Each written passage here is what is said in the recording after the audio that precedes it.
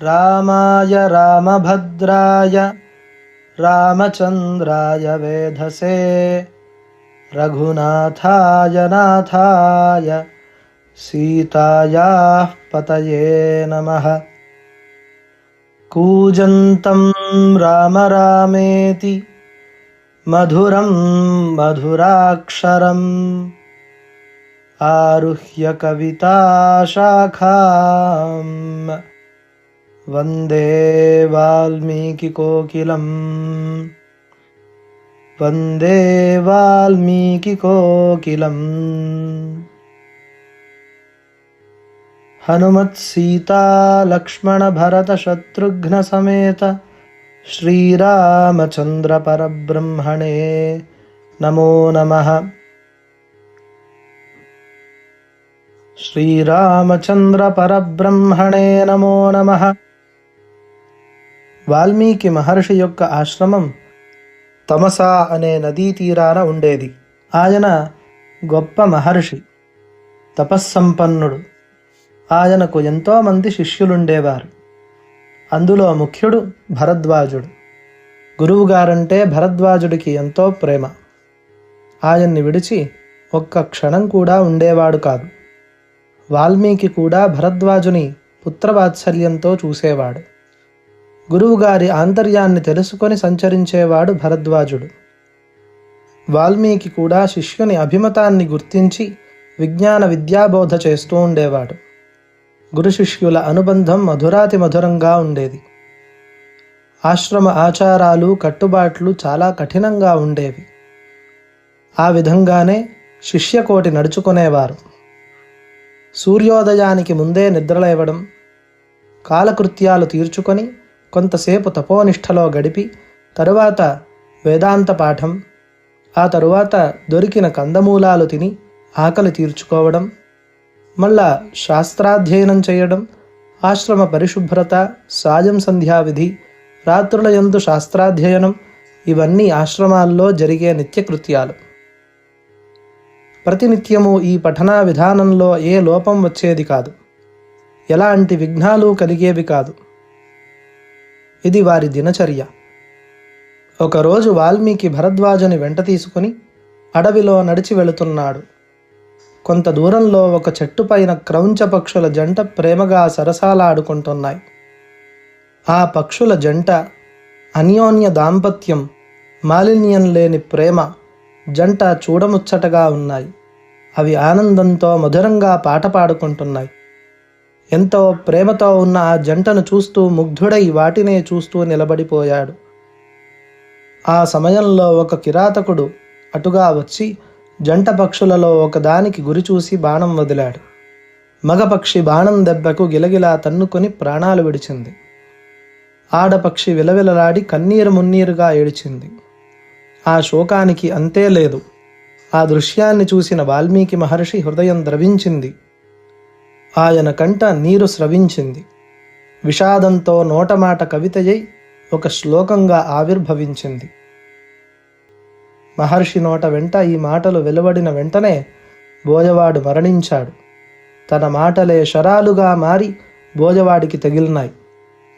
మరణం ప్రాప్తించింది. త్రికరణ శుద్ధి గల మహర్షుల మాట వేదం. ఈ శ్లోకంలో 2 అర్థాలున్నాయి.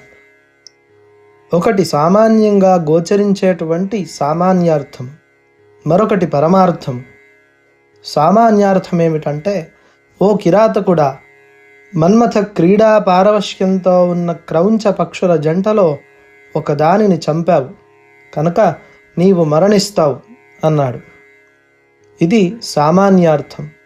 రెండవ అర్థం, కామమోహితుడై స్వైర విహారం చేసిన ఒక అధముణ్ణి అనగా రావణాసురుణ్ణి వధించావు కనుక శ్రీమన్నారాయణ స్వరూపుడవైన శ్రీరామచంద్ర నీకు శుభం కలుగగలదు. ఇది రామాయణాంతర్గతమైన అర్థం, పరమార్థం. ఈ విధంగా ఆ మహర్షి నోటి నుండి వెలువడిన శ్లోకంలో 2 అర్థాలను ఇమిడ్చాడు. ఒకటి బోయవాడికి శాపం, రెండవది శ్రీరాముడికి ప్రశంస. ఈ విధమైన మాటలు తన నోట రాగానే ఏమిటిలా జరిగింది అని దాన్ని మళ్ళీ మళ్ళీ మననం చేసుకుంటూ ముందుకు అడుగు వేయబోయాడు. అంతలో అక్కడికి త్రిలోక సంచారైన నారద మహర్షి వారు నారాయణ అంటూ ప్రత్యక్షమయ్యారు. వాల్మీకి మహర్షి నమస్కరించాడు. అప్పుడు నారదుడు ఈ విధంగా అన్నాడు: మహర్షి, నీవు పలికిన శ్లోకం ఒక మహాయజ్ఞానికి నాంది కాగలదు. 4 పాదాలు గల ఒక శ్లోకం చెప్పి యజ్ఞకర్తవయ్యావు. అలాగే ఆది కవివి కూడా నీవే. కవుల్లో మొదటివాడివి నువ్వే. ఇక ఆలస్యం చెయ్యక ఆ శ్రీరామచంద్రమూర్తి దివ్యగాథ అయినటువంటి రామకథను రాయి. అది త్రిలోక పూజితమవుతుంది. అది లోకంలో మనుషులు ఉన్నంతకాలం, నీరు, ఎండ, గాలి, వెలుతురు ఉన్నంతకాలం, సముద్రాలు, కొండలు ఉన్నంతకాలం ఆ కథ అజరామరంగా వెలుగొందుతుంది. ఆ గ్రంథం అందరి చేత అన్ని కాలాల వారు పారాయణ చేసే ఆది కావ్యమై విరాజిల్లుతుంది.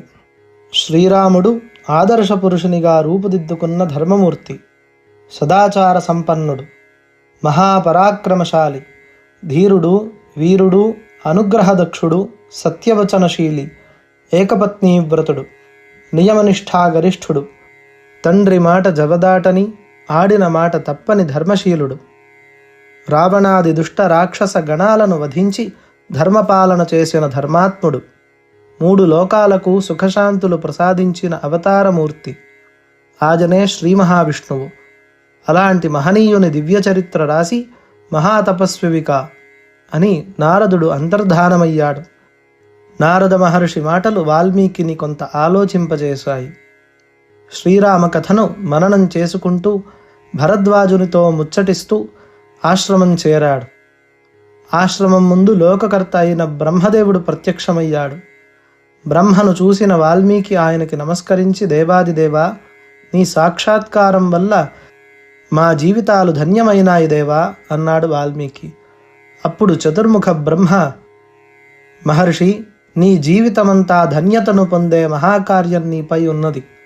అంతర్ముఖుడవై ఇన్నాళ్ళు చేసిన తపస్సు ఒక ఎత్తు, ఇప్పుడు నువ్వు రాజబోయే రామాయణమంతా ఒక ఎత్తు. ఆ కావ్య రచనతో నువ్వు గొప్ప కీర్తిని పొందగలవు.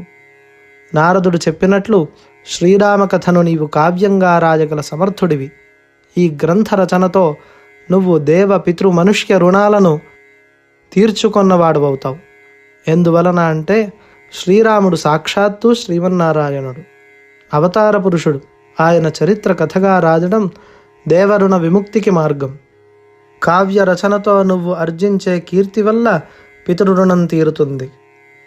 శ్రీరామకథ అంతా నీ కళ్ళ ముందు కనిపించే విధంగా ఉండేందుకుగాను వాణి అంశను నీ యందు ఉంచుతున్నాను. ఆ కావ్యంలో నువ్వు రాసే ఏ మాట అసత్యం కాదు. సందేహించకుండా శ్రీరామకథకు త్వరగా శ్రీకారం చుట్టు అని బ్రహ్మ వాల్మీకి మహర్షికి హితోపదేశం చేసి ఆయన అంతర్ధానమయ్యాడు. చతుర్ముఖ బ్రహ్మవరం చేత రామాయణ రచనకు పూనుకొని చదివే వారికి అనుకూలముగా 7 కాండలుగా విభజించి రాశాడు. ప్రతిరోజు వాల్మీకి మహర్షి శ్లోకాలను చెప్తూ ఉంటే వాటిని భరద్వాజుడు రాస్తూ ఉండేవాడు. ఆ విధంగా రాసిన శ్లోకాలే రామాయణమైంది. వాల్మీకి ఆదికవి అయ్యాడు. అదే శ్రీమద్ రామాయణం. ఆ రామాయణ కథను పూర్తిగా మనం తెలుసుకుందాం.